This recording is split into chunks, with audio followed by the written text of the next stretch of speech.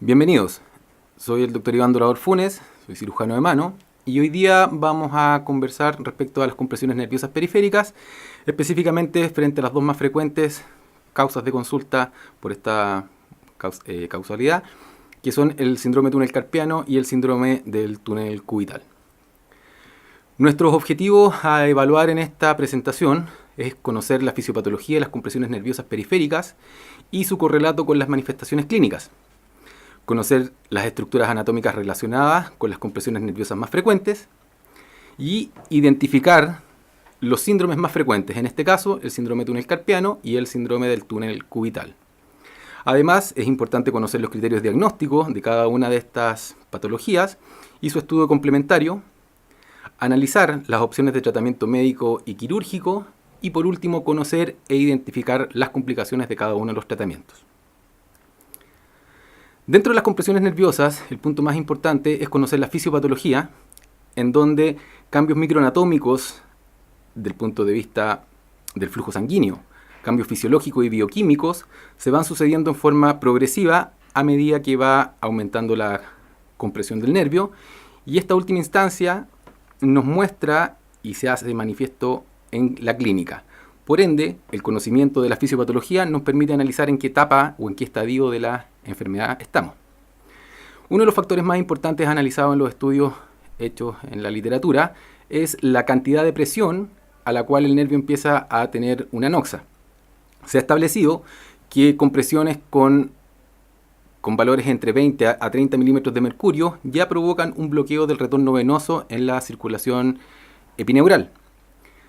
Aumentos de presión de 40 a 50 miligramos de mercurio provocan ya un bloqueo a nivel arteriolar, y con presiones entre 60 a 80 milímetros de mercurio ya hay ausencia de flujo vascular neural.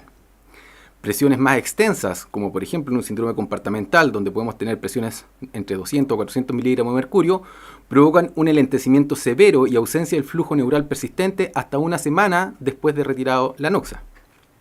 En ese mismo contexto, también es importante analizar el tiempo de exposición a la isquemia.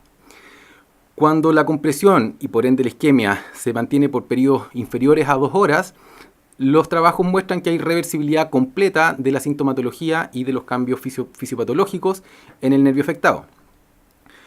Cuando esta anoxia se mantiene más allá de 2 horas, hay una alteración ya en el flujo de las proteínas axonales por un aumento de la presión del líquido intraneural que se mantiene por más de 24 horas. Eso a una presión de 50 milímetros de mercurio. Cuando existe una compresión crónica con valores sobre 50 milímetros de mercurio, se empiezan a notar cambios anatómicos, un engrosamiento del tejido perineural y cambios electrofisiológicos con una caída en la velocidad de conducción sensitiva tras 5 meses de compresión.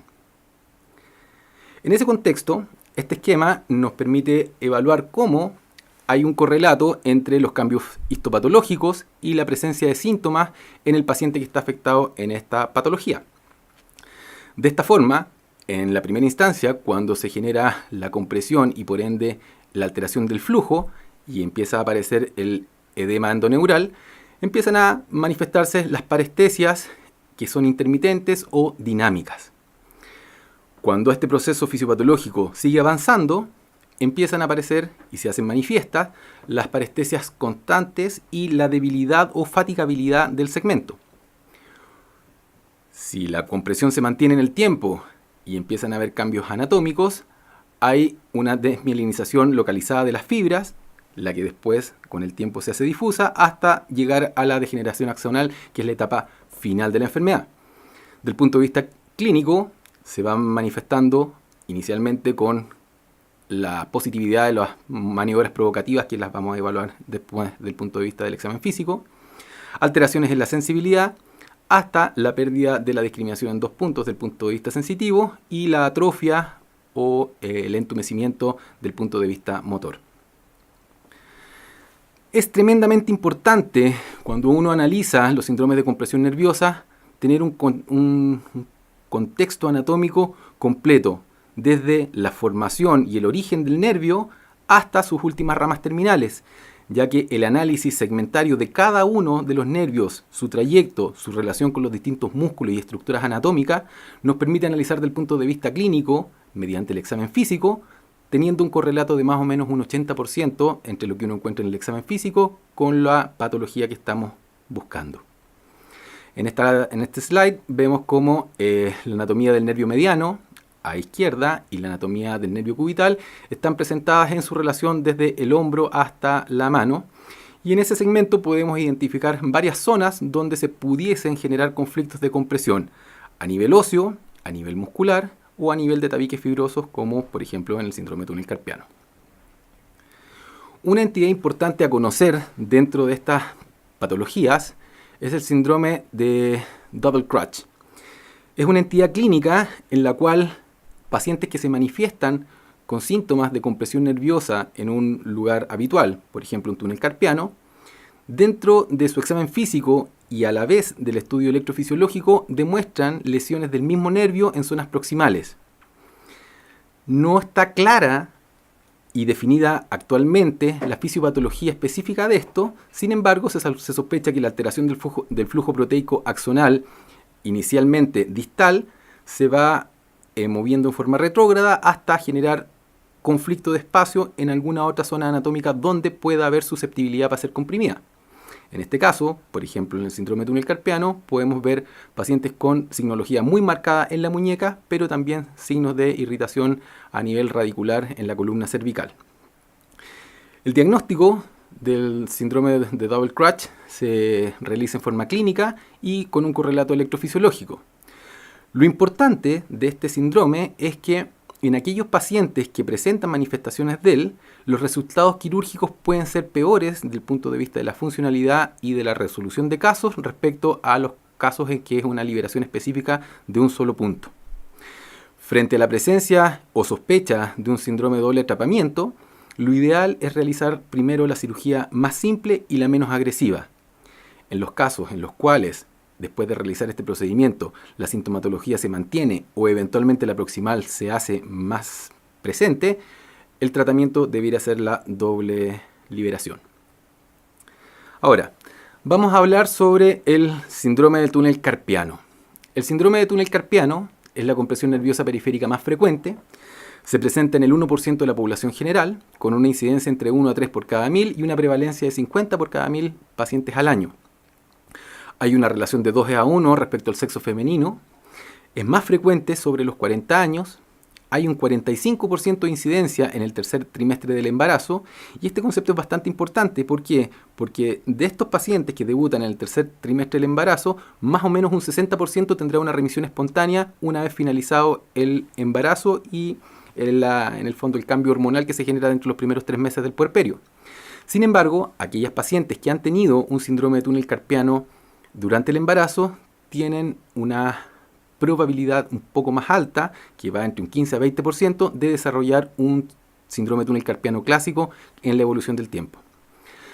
Dentro de los factores de riesgo que son tremendamente importantes a analizar para esta patología, la insuficiencia renal crónica y la hemodiálisis, la diabetes, el hipotiroidismo, están demostrados como patologías médicas que hay que evaluar siempre. Hay un factor de riesgo analizado en trabajo estadístico respecto a pacientes que tienen un índice de masa corporal elevado, la edad sobre los 40 años, el sexo femenino, y en aquellos pacientes que han debutado con tendinopatía de mano y muñeca, como por ejemplo los dedos en gatillo o la tenosinovitis de Kerbein, también tiene una asociación mayor con un atrapamiento múltiple en este caso, que comprometería al nervio mediano. Dentro del síndrome de túnel carpiano es muy importante conocer la anatomía, tanto del túnel como del nervio en esa zona. ¿Por qué? Porque es lo que nos va a permitir definir cuáles son las causales que están provocando la sintomatología. El túnel carpiano está compuesto por 4 paredes de una cavidad en el fondo, donde el techo está dado por el ligamento transverso del carpo, el piso está dado por los huesos del carpo, el pilar radial por el trapecio y el escafoide, y el pilar cubital por el pisiforme y el triquetum. Esto forma una caja inextensible donde tiene como contenido 9 tendones flexores, los 8 digitales superficiales y profundo de los dedos largos, más el flexor largo del pulgar, tejido sinovial y el nervio mediano. En esta imagen podemos ver la disposición de los tendones flexores, que son en el fondo dorsales respecto al nervio mediano, y el nervio mediano es la estructura más superficial y en contacto con el retináculo flexor o ligamento transverso del carpo. Es muy importante también conocer, cuando uno va a tomar decisiones quirúrgicas respecto a la liberación del nervio mediano a nivel del túnel del carpo, conocer las variantes anatómicas de la rama motora. En el 46 y hasta el 90% de los casos, la rama motora es distal al ligamento transverso del carpo y se ingresa en forma retrógrada a la musculatura tenar. Sin embargo, hay un 31% de los casos donde la aparición de la rama es subligamentaria y otro 23% que es transligamentario. Esto es importante, ¿por qué? Porque si nosotros vamos a seccionar el ligamento transverso del carpo, podemos lesionar esta rama con la consiguiente persistencia de los síntomas dolorosos y por ende también una pérdida de la función motora de la musculatura tenar. Con menor frecuencia hay aparición del nervio de la rama motora desde el borde cubital del nervio mediano y algunas estructuras en las cuales, algunas condiciones en las cuales el nervio tiene un recorrido suprarretinacular que afortunadamente son raros y son los de más riesgo de generar una lesión iatrogénica. Ahora, las manifestaciones clínicas del síndrome de túnel carpiano son bastante conocidas por todos, pero es importante el análisis de cada una de ellas para poder hacer diagnósticos diferenciales con otros síndromes de atrapamiento. Las características clásicas del síndrome de túnel carpiano, primero son parestesias dinámicas. Paciente que está en actividad con la mano en flexión o con el puño cerrado en forma mantenida, como por ejemplo al conducir su vehículo, presenta parestesias en el territorio del nervio mediano, dedo pulgar, dedo índice y dedo medio, las cuales ceden con el cambio de posición y movimientos simples de la mano. Cuando la enfermedad progresa, nos podemos encontrar con parestesias nocturnas y dolor, que es un síntoma cardinal en esta patología. El dolor normalmente despierta al paciente, el paciente se despierta con una sensación de mano hinchada, entumecida y con parestesias bastante dolorosas que lo obligan a sacudir las manos o a hacer el shaking hand. Cuando la enfermedad sigue progresando, aparece fatigabilidad dentro de las actividades del día a día, debilidad y atrofia de la musculatura tenar. Entonces, cuando nosotros nos vemos enfrentados a un paciente que tiene la sintomatología clásica de un síndrome de túnel carpiano, tenemos que clasificarlo. Y dentro de la clasificación están aquellos síntomas que se aparecen solo cuando el paciente está haciendo actividad, que se llama un síndrome de túnel carpiano dinámico. Las manifestaciones leves es cuando hay síntomas que son intermitentes, pero hay una alteración objetiva leve de la sensibilidad al tacto fino. Hay signos de estimulación que son positivos. En este caso el signo de Tinel y la maniobra de Fallen son positivos. Cuando el compromiso es moderado, los síntomas son más frecuentes en el día a día, independiente de la actividad. Hay una disminución de la sensibilidad vibratoria en el nervio del territorio mediano. Las maniobras de Fallen y las pruebas de Durkheim, que es la compresión del nervio, que lo vamos a ver en un par de slides más, se hacen positivas y el signo de Tinel es marcadamente positivo. Y hay un aumento de la discriminación en 2 puntos y empieza a aparecer la paresia de la musculatura tenar. Y cuando hay una patología grave es cuando los síntomas son persistentes, constantes, con una pérdida notable o ausencia de la discriminación en 2 puntos y hay atrofia muscular tenar evidente al examen físico. Entonces, el estudio del síndrome de túnel carpiano versa en la historia y el análisis epidemiológico del paciente que está frente a nosotros, el examen físico y las pruebas provocativas. El estudio complementario no es obligatorio y eso quiero que sea bastante claro. El diagnóstico del síndrome del túnel carpiano es clínico y el estudio complementario que nos permite determinar diagnósticos diferenciales, factores asociados, pero no es criterio diagnóstico. Dentro de las pruebas clínicas hay una variada y elevada número de test que se ven desde el punto de vista semiológico. Sin embargo, las pruebas clásicas Tinel, Fallen, Durkheim y últimamente desde el año 2008 el Scratch Collab Test nos permiten en la suma de cada uno de ellos tener una orientación que nos permita llegar a un diagnóstico del punto de vista clínico con más o menos un 80% de precisión. El signo de Tinel, conocido por todos, es la percusión en el trayecto del nervio que genera las sensaciones parestésicas hacia distal y proximal respecto a la zona de compresión. El signo de Fallen, que es lo que estamos viendo en la diapositiva, en el dibujo con la letra A, es la compresión mediante la flexión mantenida de las muñecas. El signo de Fallen se considera positivo cuando aparecen parestesias en un periodo menor a los 60 segundos. Sin embargo, test de Fallen positivo antes de los 30 segundos se consideran un criterio de gravedad. El test de Durkheim consiste en la compresión directa con el pulgar del examinador respecto a la zona del túnel carpiano y la aparición de parestesias que van siendo progresivas en intensidad. Y el Scratch Collapse Test. Este test fue publicado en el año 2008 por el Dr. Chen y la doctora McKinnon y consiste en evaluar la respuesta motora en la rotación externa de los hombros cuando uno estimula el dermátomo correspondiente al nervio afectado. Los trabajos publicados por sus autores muestran una sensibilidad de un 64% para el síndrome de túnel carpiano y un 69% para el síndrome de túnel cubital, con un valor predictivo negativo de un 73% en el síndrome de túnel carpiano, teniendo una precisión diagnóstica de un 82% para síndrome de túnel carpiano y un 89% para síndrome del túnel cubital. Para realizar el examen, se le pide al paciente que esté con sus codos en flexión, sus muñecas neutras, y el examinador genera compresión para hacer una rotación interna resistida por el paciente. Se mantiene durante 1 minuto esa compresión y luego se hace un suave masaje de la zona cutánea correspondiente a la zona donde estamos sospechando la compresión. El examen se considera positivo una vez hecha este roce sobre la piel, cuando el paciente pierde en forma transitoria la capacidad de resistir la rotación interna que estamos generando nosotros. La verdad es que, del punto de vista fisiológico, cómo se planteó y los argumentos fisiológicos, valga la redundancia, de por qué se genera este test es bastante bueno. Sin embargo, pese a que los autores dicen que es bastante simple de reproducir con todos los examinadores, no es un test que todavía, por lo menos dentro del contexto general de los ortopedistas, tenga una cabida como criterio diagnóstico importante. Ahora, el diagnóstico del síndrome de túnel carpiano es clínico. No hay otra definición. El síndrome de túnel carpiano, por definición y para siempre, va a ser diagnosticado por la clínica.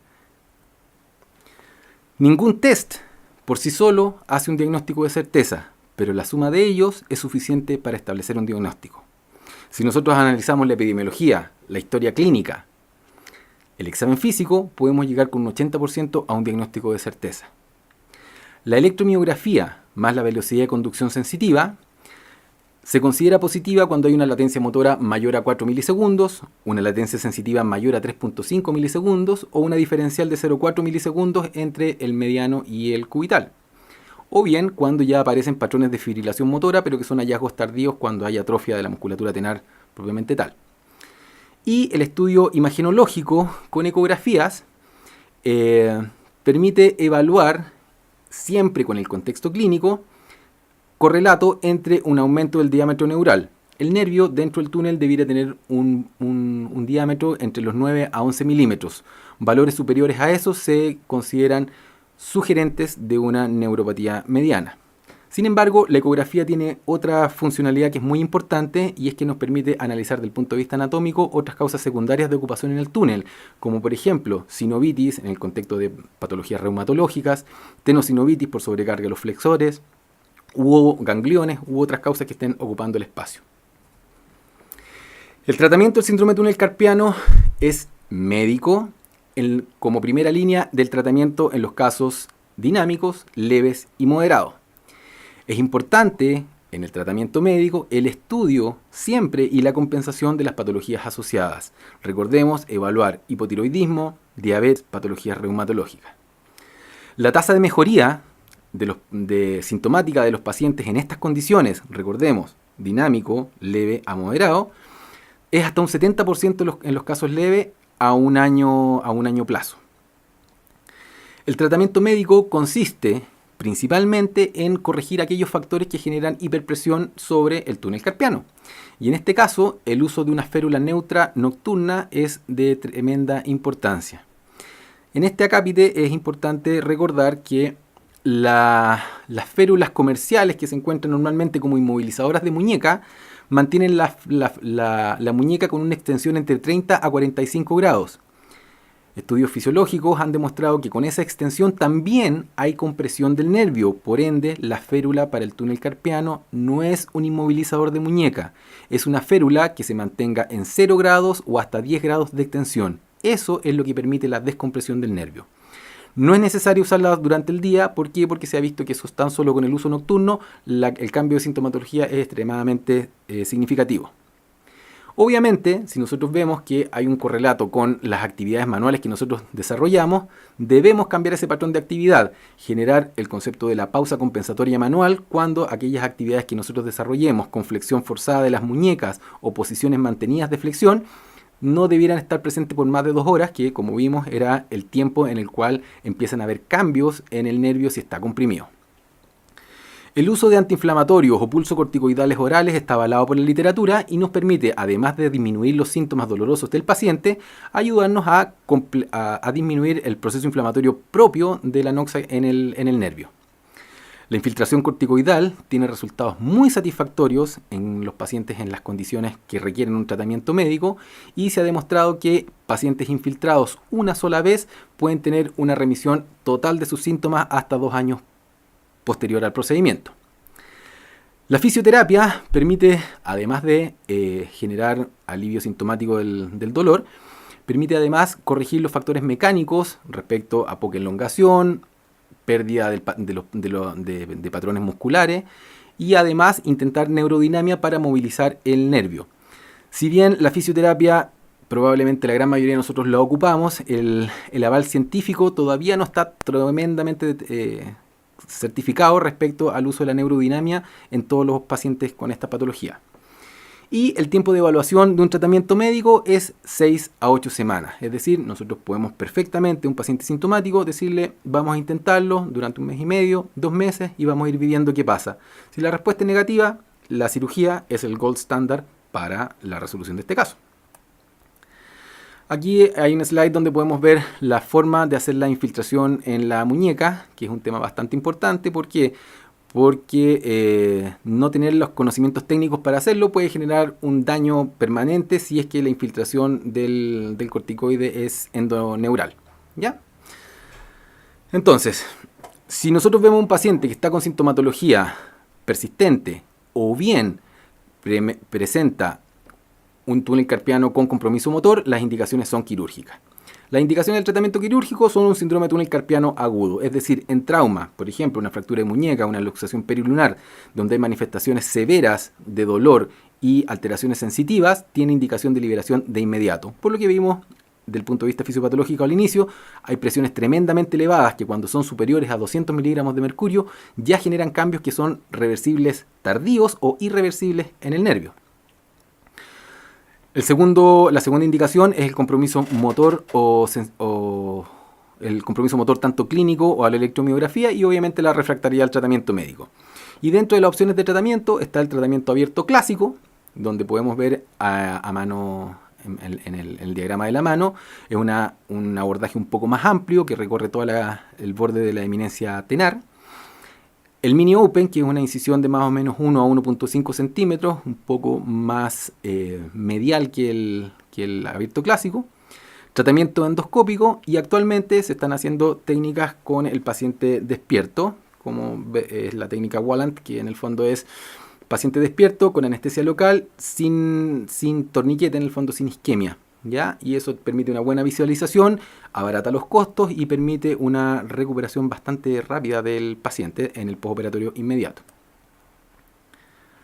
Ahora, del punto de vista de la liberación del túnel carpiano, la técnica clásica es abrir las estructuras que están sobre el retináculo, la piel, la fascia palmar, identificar el retináculo y una vez identificado el retináculo, colocar un elevador que permita proteger el nervio, aislarlo para luego hacer una sección longitudinal completa del nervio mediano. El signo más categórico de que probablemente vamos a tener éxito con la liberación de este nervio es la aparición de signos de reperfusión en el perineuro. Es decir, se empiezan a visualizar los vasos superficiales en el nervio. Ahora, como todo tratamiento quirúrgico, hay complicaciones. Y la principal complicación del tratamiento quirúrgico del síndrome de túnel carpiano es la cicatriz sensible. Eso se da aproximadamente en el 25% de los pacientes y se da tanto en las cirugías abiertas como en el mini-open. Obviamente la técnica quirúrgica, el hacer una hemostasia adecuada y un buen manejo tanto de la sutura cutánea como de las partes blandas durante el abordaje permiten minimizar esta sintomatología, pero en general está presente en el 25% de los pacientes. La liberación incompleta se da en más o menos un 8 a 10% de aquellos pacientes que han sido sometidos a las liberaciones y se aumenta hasta un 22-23% en el tratamiento endoscópico. Además, como vimos, dentro de las variantes anatómicas existe la posibilidad de lesión de la rama motora o lesiones de la rama cutánea palmar del nervio cubital que cruza a través del retináculo flexor.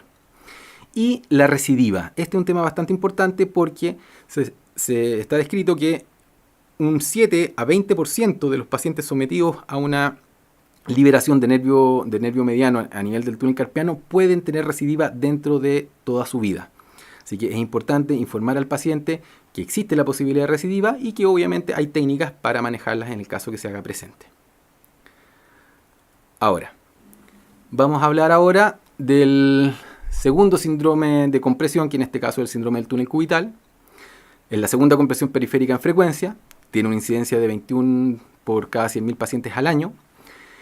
Las manifestaciones electrofisiológicas del síndrome de túnel cubital son mucho menos floridas que las que se ven en el síndrome de túnel carpiano. De hecho, son un tercio respecto a lo que se ve en el análisis electrofisiológico del túnel. Sin embargo, los pacientes que consultan habitualmente llegan más deteriorados, llegan con estigmas de cronicidad al momento de la consulta. Y eso tiene que ver un poco con las manifestaciones clínicas que vamos a ver de inmediato.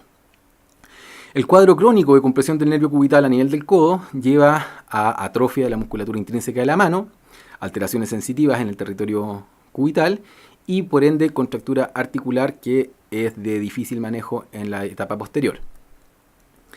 Dentro del síndrome de túnel cubital, del punto de vista anatómico, a nivel del codo hay 5 zonas donde el nervio cubital puede atraparse. Uno es desde proximal a distal, la arcada de Struder, después el septum intermuscular medial, el epicóndilo medial propiamente tal, el túnel cubital, donde el ligamento de Osborn es que es una banda fibrosa, en el fondo hace el techo de este túnel y ese cuando se engrosa genera la compresión, que es la causa más frecuente en esa zona. Sin embargo, en la aponeurosis de las masas flexor y pronadora profunda también se puede generar una compresión. Y además del punto de vista anatómico, y esto es tremendamente importante, hay que conocer que dentro del abordaje que uno va a ir a buscar este nervio, se encuentra la rama posterior del nervio cutáneo antebraquial medial. Esta rama, que se ve acá en la fotografía, es tremendamente importante identificarla porque la lesión de ella es la primera y más importante complicación de la cirugía de liberación del nervio cubital. Ahora, las manifestaciones clínicas del síndrome de túnel cubital difieren un poco en la presentación respecto al síndrome de túnel carpiano, dado que el dolor no es un síntoma cardinal en el síndrome de túnel cubital. Y eso es bien importante. Los pacientes debutan principalmente con sensaciones parestésicas y sensación de paresia de la musculatura intrínseca de la mano. El dolor no es la causa principal de consulta y eso es tremendamente importante a considerar. O sea, si el paciente debuta con dolor medial de codo, lo más probable es que tenga otra patología asociada y no sea exclusivamente un síndrome del túnel cubital. Hay fatigabilidad y debilidad en la pinza, que el paciente lo describe en el momento de tratar de abrir la puerta del auto, abrir una llave o incluso al escribir. Y de los signos, cuando ya hay compromiso motor, signos clásicos de Wattenberg, donde se ve una abducción del meñique involuntaria, en el cual el paciente se queja que no puede meter la mano en el bolsillo sin enganchar su meñique, y el signo de Froment, que es la flexión de la interfalángica del pulgar para lograr la compensación del aductor que está parético. Dentro de los test provocativos para el síndrome de túnel cubital, nuevamente el signo de Tinel, la compresión del nervio directamente sobre la zona, más el test de flexión de codo nos permite hacer un diagnóstico sintomático bastante certero. Si el test de flexión de codo, que consiste en mantener durante 60 segundos con flexión máxima voluntaria por parte del paciente, presenta parestesias, nos da una probabilidad de diagnóstico de más o menos un 65 a 70%. Sin embargo, si el test de flexión del codo lo asociamos a la compresión directa por parte del examinador del canal epitrógleo olecraniano y por ende del nervio, esta sensibilidad del examen aumenta a más de un 85%. ¿Ya? Y nuevamente el Scratch Collab Test, publicado por la doctora McKinnon, en el fondo muestra una sensibilidad de un 95% y un valor predictivo positivo de un 91%. El estudio complementario, insisto, al igual que en el túnel carpiano, no es obligatorio. El estudio electrodiagnóstico se considera positivo cuando muestra una velocidad de conducción menor a 50 milímetros por segundo, una diferencia de velocidad de conducción de más de 10 metros por segundo respecto al contralateral, pero tiene un 10% de falsos negativos. Y las imágenes se dejan como alternativa cuando hay antecedentes de trauma o sospecha de patología degenerativa. Y la ecografía cuando al examen físico tenemos la pesquisa de una masa asociada o eventualmente por hallazgos de un diámetro neural mayor a 10 milímetros se considera categórico de una neuropatía por compresión. El diagnóstico del síndrome de túnel cubital nuevamente es clínico, al igual que el túnel carpiano. No es necesario valerse de todos los exámenes para poder, con una alta probabilidad, decirle al paciente tiene esto y las opciones de tratamiento son las siguientes. Al igual que en el túnel carpiano, las clasificaciones nos pueden permitir tomar decisiones terapéuticas.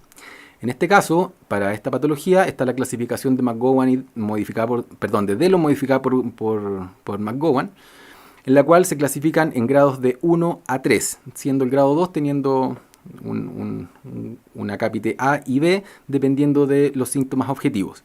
En el grado 1, que se consideraría leve, son aquellos síntomas subjetivos en el cual el paciente relata parestesias y sensibilidad y debilidad de la musculatura intrínseca de la mano.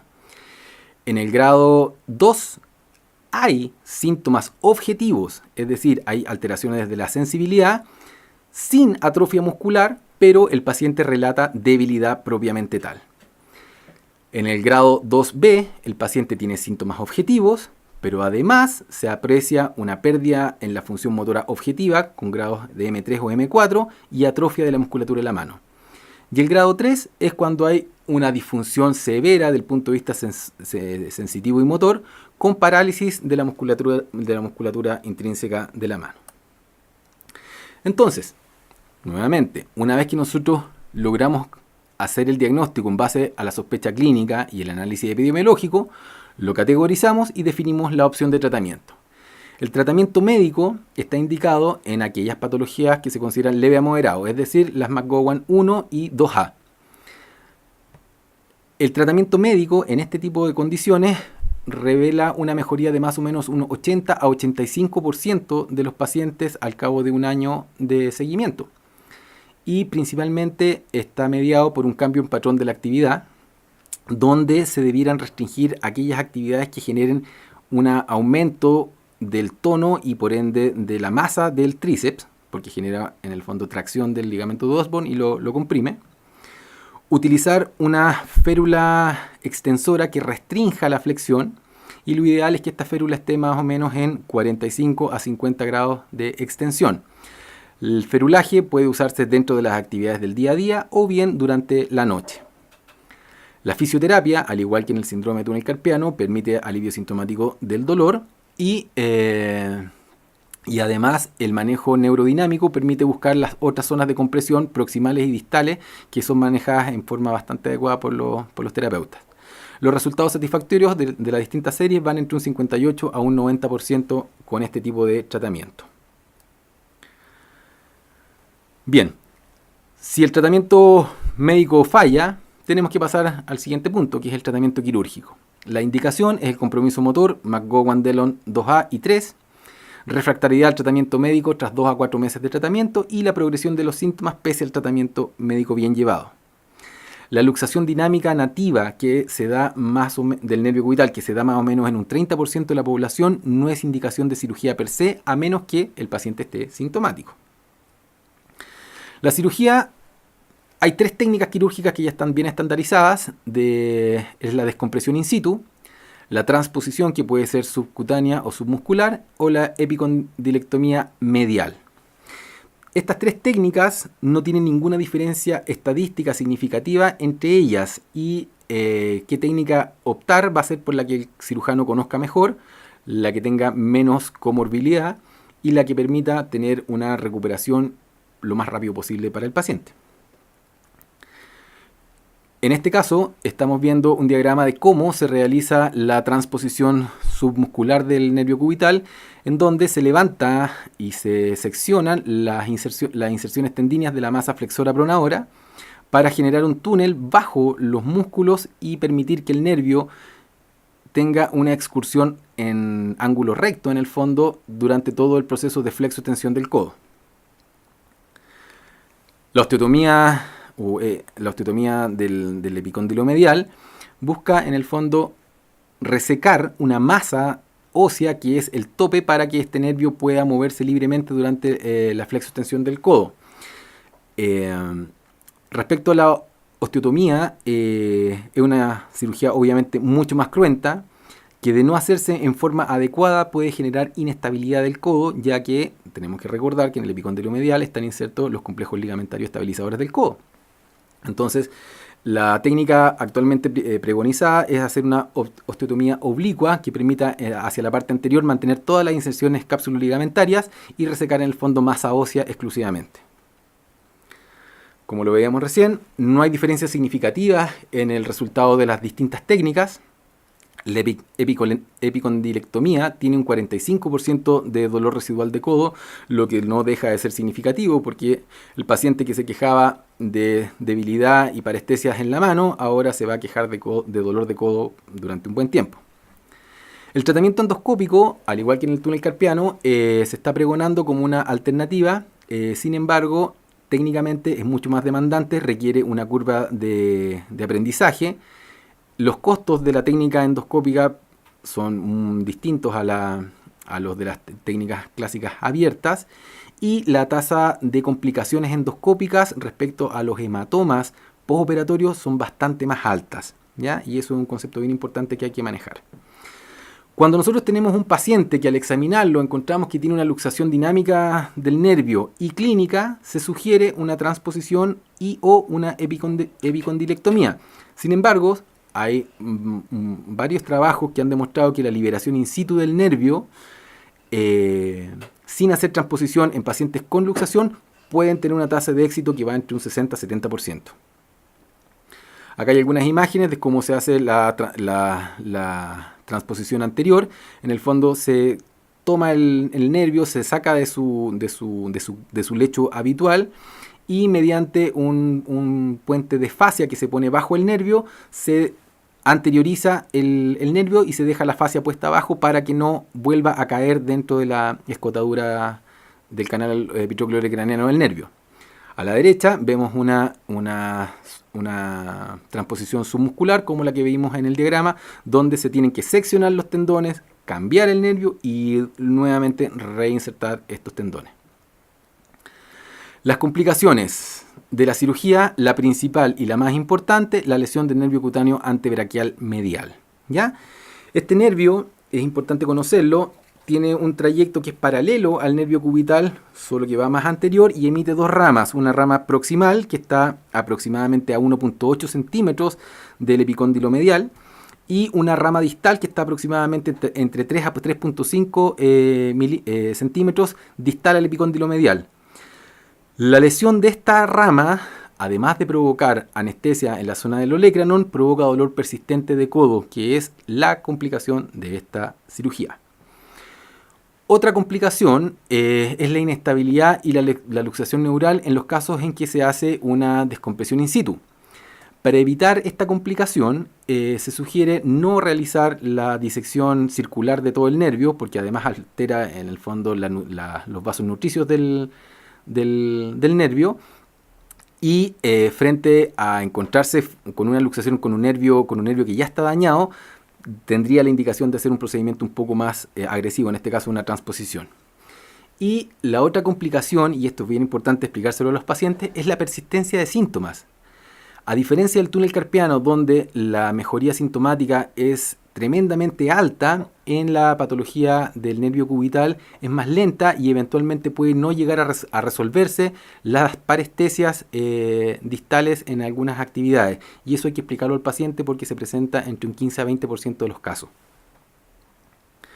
Acá podemos ver en esta fotografía cómo al hacer una liberación in situ del nervio, el brazo al estar en extensión, el nervio se mantiene dentro del surco del canal epitróqueo olecraniano, pero al generar la flexión del codo, este se anterioriza poniéndose en contacto directamente con el epicóndilo, lo que va a generar microtrauma que va a explicar sintomatología más hacia adelante. Entonces, los puntos clave respecto a las patologías de compresión nerviosa son: primero, son tremendamente frecuentes y de alta consulta. El diagnóstico es clínico. El examen físico, la historia y el contexto epidemiológico da una certeza diagnóstica en el 80% de los casos. El estudio electrofisiológico y de imágenes no es obligatorio. Sin embargo, actualmente, desde el punto de vista médico-legal, hay recomendaciones que sugieren tener una base para poder, en el fondo, enfrentar lo que pudiese suceder más adelante con el paciente. La recomendación de la Academia Americana de Cirujanos Ortopédicos del año 2009 decía que todo paciente que iba a entrar a pabellón para un síndrome de túnel carpiano debía tener una electromiografía realizada como confirmación diagnóstica. Sin embargo, la publicación del año 2016 de la misma entidad demostró que el uso de la electromiografía solo alargaba el tiempo de espera para la cirugía y encarecía en una consulta y en aproximadamente 90 a 100 dólares el costo total del tratamiento. Por ende, actualmente la Asociación Americana de Cirujano Ortopédico no recomienda como rutina hacer la electromiografía a menos que uno tenga que hacer un diagnóstico diferencial. Los diagnósticos diferenciales y las patologías médicas deben ser analizados siempre y sobre todo en aquellas manifestaciones clínicas no habituales. La clasificación de estos dos tipos de compresión permite tomar decisiones. El tratamiento médico tiene buenos a excelentes resultados en las etapas tempranas. El compromiso motor es la indicación principal de la cirugía. Los resultados de la cirugía son satisfactorios independientes de la técnica. Sin embargo, hay que recordar que los resultados del síndrome de túnel carpiano son mucho mejor que los resultados a largo plazo de la liberación del nervio cubital. Y las complicaciones son prevenibles y recuperables, sobre todo si uno tiene un conocimiento acorde de la anatomía, en el caso que vaya a realizar la cirugía, y también, teniendo un conocimiento anatómico, de buscar los diagnósticos diferenciales para no operar pacientes que no necesitaban ser operados. Aquí les dejo una guía sobre la bibliografía recomendada. Harto lo que hay que leer, pero creo que es fácil de leer, es entretenido leerlo, y todos los que vemos pacientes en el día a día nos damos cuenta que cada paciente es un desafío. Si nos gusta examinar, si nos gusta conversar con el paciente, vamos a llegar al diagnóstico y no nos enfrasquemos en búsqueda de exámenes o cosas que nos protejan, porque lo que nos protege es la bibliografía y la ciencia. Muchas gracias y que les vaya súper bien.